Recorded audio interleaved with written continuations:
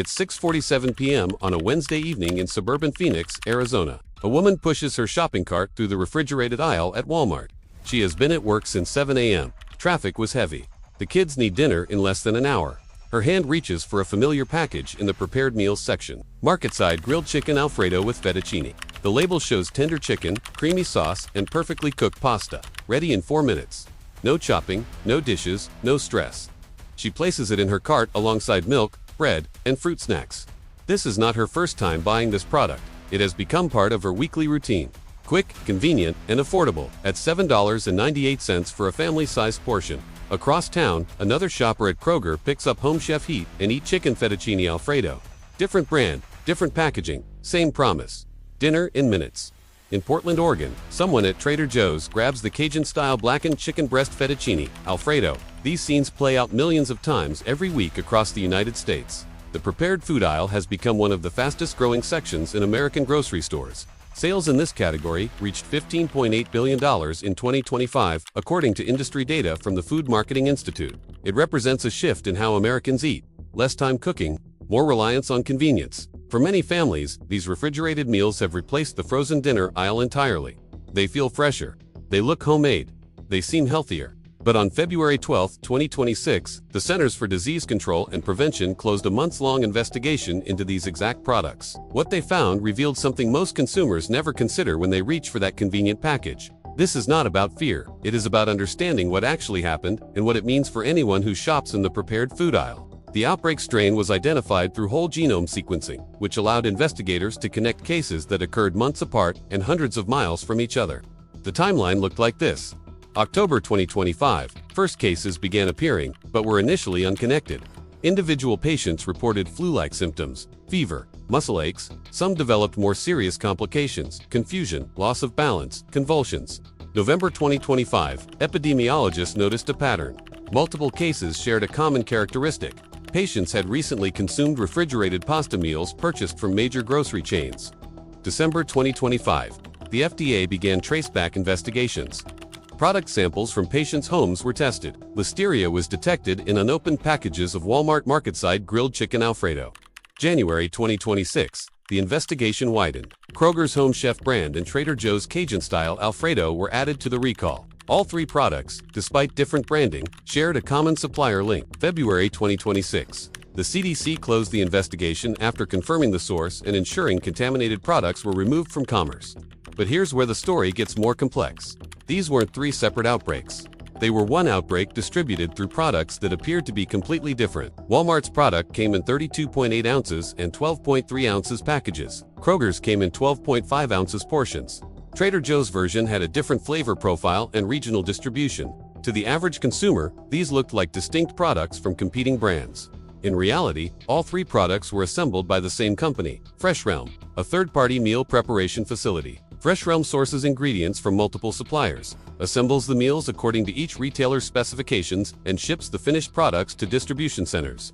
The contamination was traced further back to Nate's Fine Foods, provided cooked fettuccine to Fresh Real. Environmental samples from Nate's production facility tested positive for the outbreak strain of Listeria.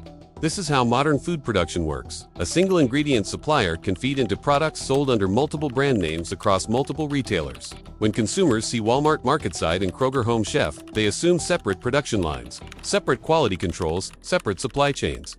But in many cases, the products share the same manufacturing facility and the same ingredient sources. The only difference is the label and the retailer's branding specifications. This isn't unusual. It's standard practice across much of the food industry.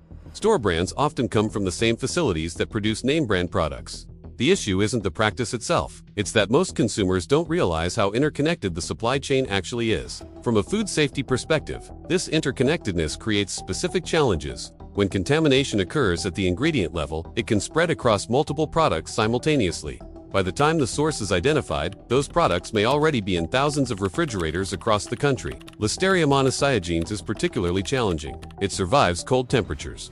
Most bacteria stop growing below 40 degrees Fahrenheit.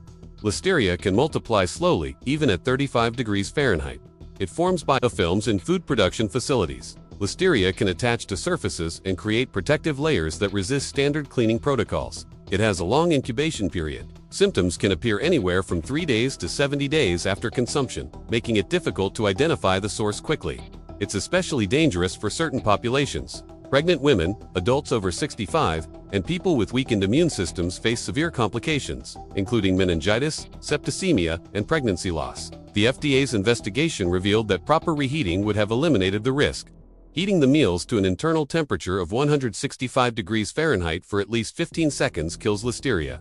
But the microwave instructions on many packages simply said heat until warm or microwave for 3 to 4 minutes, without specifying a target temperature. Consumer testing showed that many people heated these meals to between 120 degrees Fahrenheit and 140 degrees Fahrenheit, hot enough to be comfortable to eat, but well below the temperature needed for food safety. This isn't about blaming consumers. Package instructions should be clear. Food safety shouldn't require a thermometer and specialized knowledge, but in the current system, that gap exists. Following the outbreak, all 3 retailers updated their labeling. New packages include explicit instructions: heat to 165 degrees Fahrenheit. Use a food thermometer to verify temperature. Some added warnings specifically about Listeria risk for vulnerable populations. But here's an important question that often doesn't get asked. If these products are ready to eat, why do they require such specific heating protocols?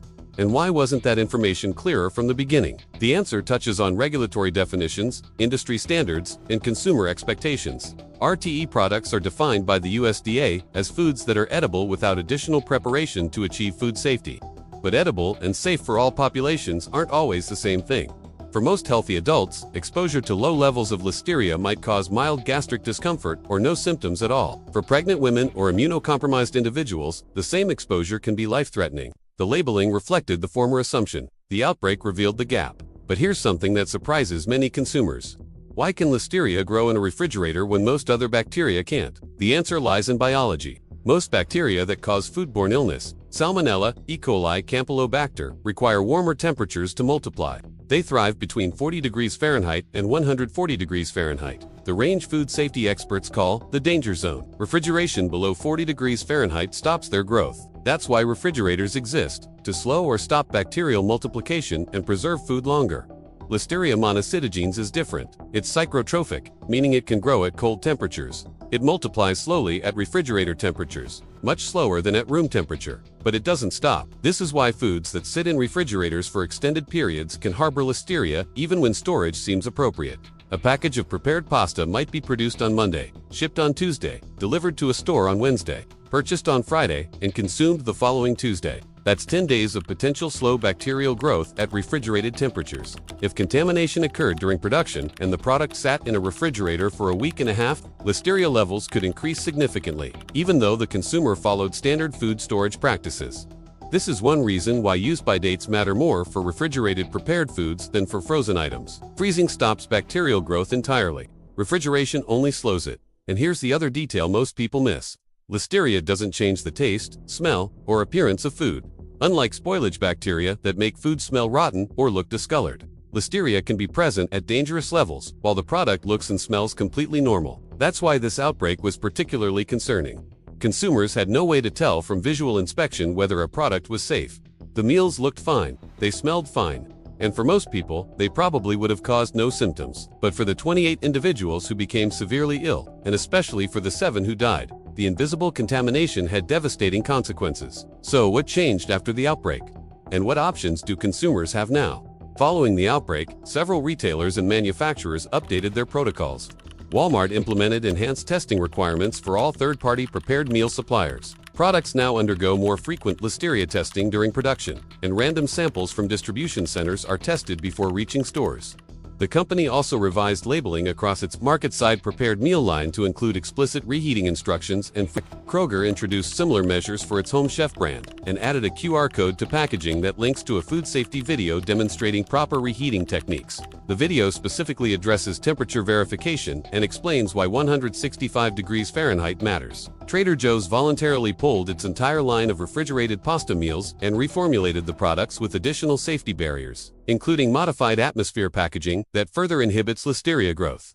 The company also reduced shelf life recommendations from 14 days to 7 days. Fresh Realm, the assembly facility, upgraded its environmental monitoring systems and increased testing frequency at ingredient receiving points. The company now requires all ingredient suppliers to provide third-party testing documentation before shipments are accepted. Nate's Fine Foods, the pasta supplier identified as the contamination source, temporarily shut down production, conducted a full facility deep clean, and implemented new sanitation protocols. The company has since resumed limited production under enhanced FDA oversight. These responses represent the industry's attempt to address systemic gaps revealed by the outbreak, but individual consumers still face choices about what to buy and how to prepare it. For those who rely on prepared meals for time or accessibility reasons, here are some alternatives that carry different risk profiles. Frozen prepared meals. Products like Stouffer's, Lean Cuisine, or Amy's Kitchen are fully cooked and then frozen. Freezing stops bacterial growth completely. Reheating from frozen to 165 degrees Fahrenheit eliminates any potential pathogens.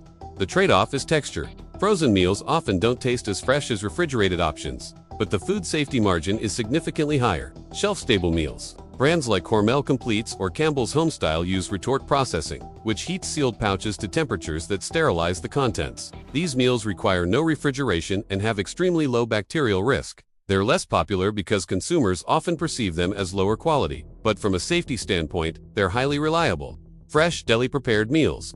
Some grocery stores prepare meals daily in on-site kitchens. These products are made, sold, and consumed within 24 to 48 hours. While they still require proper refrigeration and reheating, the shortened timeline reduces Listeria multiplication risk. The key is purchasing these items on the day they're made and consuming them quickly. Meal kit services. Companies like HelloFresh or Blue Apron send raw ingredients that consumers cook at home. This shifts food safety responsibility to the consumer, but it also means the cooking process reaches temperatures that kill bacteria. Home-cooked batch meals, preparing pasta, chicken, and sauce at home on Sunday, then portioning and refrigerating for the week, gives consumers full control over ingredients and temperature. Reheating to 165 degrees Fahrenheit is straightforward when you know exactly what's in the container. The time investment is higher, but so is the safety certainty. None of these alternatives are perfect. Each involves trade-offs between convenience, cost, taste, and time. The point isn't to say refrigerated prepared meals are inherently unsafe. Millions of these products are consumed every week without incident. But the 2026 outbreak revealed that the margin of safety is narrower than many consumers realized, especially for vulnerable populations. It also highlighted the importance of understanding what ready-to-eat actually means. These products are technically ready to eat in the sense that they're already cooked, but they're not necessarily safe to eat without additional steps. Specifically, reheating to temperatures high enough to kill any bacteria that may have developed during refrigerated storage. That distinction matters. And it's a distinction that labeling doesn't always make clear. For those who continue purchasing refrigerated prepared meals, there are specific steps that reduce risk. Use a food thermometer. This is the single most effective tool for ensuring food safety. Digital instant treat thermometers cost between $10 and $25 and take 3 seconds to verify that food has reached 165 degrees Fahrenheit. Insert the probe into the thickest part of the meal, away from the edges, which heat faster. If the temperature reads below 165 degrees Fahrenheit, continue heating in 30-second intervals until it reaches the target. Don't rely on time alone. Microwave wattage varies. Package instructions might say heat for 4 minutes, but that's based on a standard 1000-watt microwave. Lower wattage microwaves take longer to reach safe temperatures. A thermometer removes the guesswork. Pay attention to use-by dates. Unlike best-by dates, which indicate peak quality, use-by dates on refrigerated prepared meals relate to food safety. Listeria growth accelerates as products approach the end of their shelf life. Purchasing these items well before the use-by date and consuming them quickly reduces exposure time. Check for package integrity. Tears, punctures, or bloating can indicate contamination. If a package looks damaged or the seal is broken, don't purchase it. If you notice damage after purchase, return it. Refrigerate immediately. Don't leave prepared meals in a warm car or on the counter. Listeria grows slowly at refrigerator temperatures, but it multiplies rapidly between 40 degrees Fahrenheit and 140 degrees Fahrenheit. Keep these products cold from purchase to consumption. Observe storage guidelines. Even if a product hasn't reached its use-by date, don't keep opened refrigerated meals for more than 3 to 4 days. Once a package is opened, contamination risk increases. Know your risk factors. Pregnant women, adults over 65, and anyone with a compromised immune system should be especially cautious. The CDC specifically recommends that these groups avoid refrigerated prepared meals unless they're reheated to steaming hot. Look for updated labels. Products reformulated after the outbreak now include clearer reheating instructions. If a package still just says heat until warm, consider choosing a different product or using a thermometer regardless. These aren't burdensome steps. They're simple protocols that close the gap between industry standards and consumer practice. Food safety shouldn't require detective work. Ideally, labels would be clear, products would be uniformly safe, and consumers wouldn't need specialized knowledge. But until those standards are universally implemented, individual awareness makes a difference. It's also worth noting what consumers shouldn't do: panic. The 28 cases from this outbreak represent a tiny fraction of the millions of refrigerated prepared meals consumed during the same period. Most people who ate these products experienced no illness at all. The goal isn't to avoid all risk. That's impossible in any food system. The goal is to understand the risks that do exist and make informed decisions based on individual circumstances. For someone who's young, healthy, and not pregnant, the risk from a properly refrigerated prepared meal is minimal. For someone in a high-risk category, the calculation is different, and alternatives might be worth considering. Knowledge allows choice, and choice is what consumer empowerment actually means. Food safety in the United States operates on a principle called HACCP, Hazard Analysis and Critical Control Points. It's a systematic approach where food producers identify potential hazards, determine which points in production are critical for safety, and implement controls at those points. When it works, HACCP prevents contamination before it reaches consumers. The 2026 Listeria outbreak showed what happens when a control point fails. Nate's Fine Foods had procedures in place. Fresh Realm had inspection protocols. Retailers had quality standards. But somewhere in the chain, Listeria entered the production stream and wasn't caught until people became ill. The system responded. Products were recalled. Facilities were cleaned. Protocols were updated. The outbreak ended. But for the 7 families who lost loved ones, and for the woman who lost a pregnancy, the response came too late. Those outcomes can't be reversed by improved labeling or enhanced testing. This is why food safety matters. Not as an abstract regulatory concept, but as something with real human consequences. The prepared food aisle isn't going away. Consumer demand for convenience continues to grow. The food industry will keep innovating to meet that demand, and most of the time, the products that result are safe, affordable, and useful for busy Americans. But convenience and safety aren't always aligned. Sometimes they create tension, and when that tension isn't addressed transparently, consumers end up making decisions without full information. This video doesn't tell anyone what to buy or what to avoid. That's not its purpose. Its purpose is to provide context. What happened in 2026, why it happened, what changed as a result, and what consumers can do with that information. Because here's the reality. Most people walking through the prepared food aisle don't know about supply chains. They don't know about Listeria's cold temperature survival. They don't know that 3 different brands might come from the same facility. And they don't know that ready-to-eat doesn't always mean safe to eat as ease. They're not expected to know those things. That information isn't readily available on packaging. It's not taught in schools. It's not part of public health campaigns. It exists in FDA reports, CDC outbreak investigations, and industry trade publications that most consumers never see. But it matters. And making it accessible, calmly, accurately, without exaggeration, is how informed choice becomes possible. Food Label Insight USA exists for that purpose, not to create fear, not to push agendas, just to surface information that's technically public but practically hidden, and presented in a way that's useful. The prepared food aisle is still there. The products are still convenient. For many people, they'll remain a regular purchase. But now, if someone reaches for that chicken Alfredo, they might check the use-by date a little more carefully. They might make sure their thermometer is nearby. They might choose a frozen alternative if they're in a high-risk category. Or they might purchase the same product they always have, but reheat it to 165 degrees Fahrenheit instead of just warm enough. Small shifts, informed decisions. That's what this is about. Not panic, not avoidance, just knowledge. And knowledge, ultimately, is what separates trust from assumption.